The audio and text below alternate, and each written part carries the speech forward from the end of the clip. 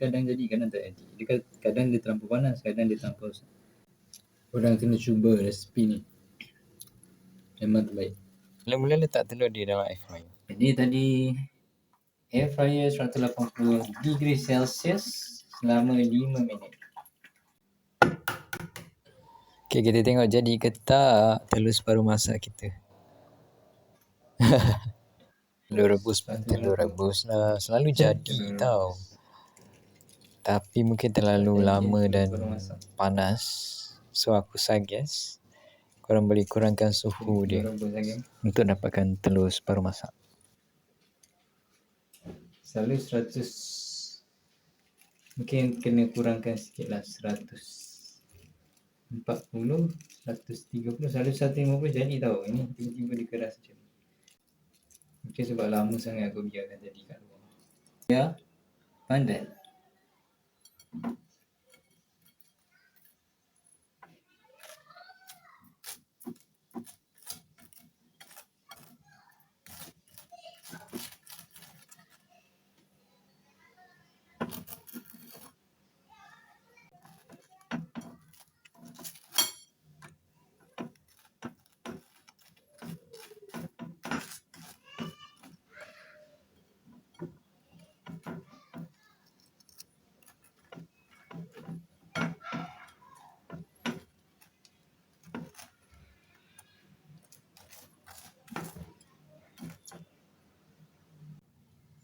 Kita kena letak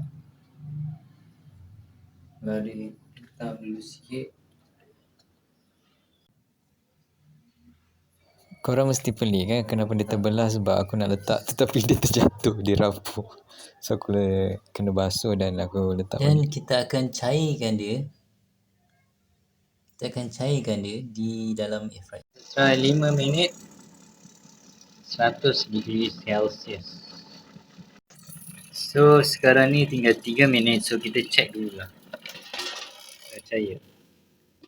Oh, belum cair lagi. Panas. Okay, semua dah siap. Jom kita makan lah. Telur rebus bukan telur goyang. Kena rendahkan sikit punya suhu. Mungkin 130 maybe. Selalu jadi tau, 150. Dia kadang jadi, kadang tak jadi. Kadang dia terlampau panas, kadang dia terlampau tak tentu. Bismillahirrahmanirrahim. So yang ini cheese.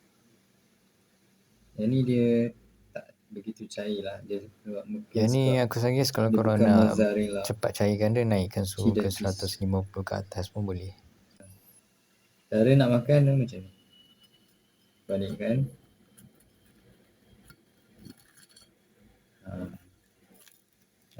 Bismillah.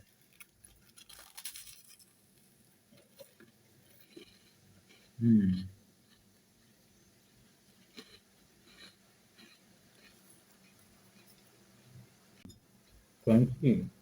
Ya betul, roti bakar ni sangat-sangat crunchy dan di dalam isinya sangat sedap.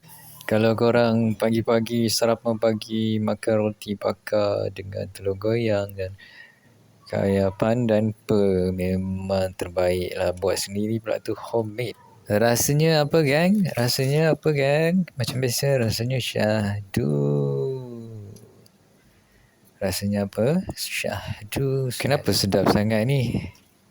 Tak apa, kita buka tengok apa ada dalam harta karun. Telur dan juga kaya pandan homemade. Segalanya dibuat di rumah. Oh, makan macam tu pula Macam-macam cara korang boleh makan. Ataupun korang boleh tutup. Makan secara tutup boleh, secara buka macam tu pun boleh makan. Bila korang makan, tengok makanan, fokus, memang nikmat lah.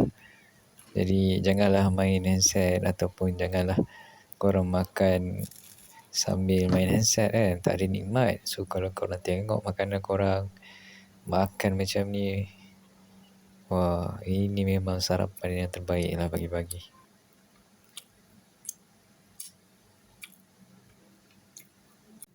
Korang kena cuba resipi ni. Memang terbaik.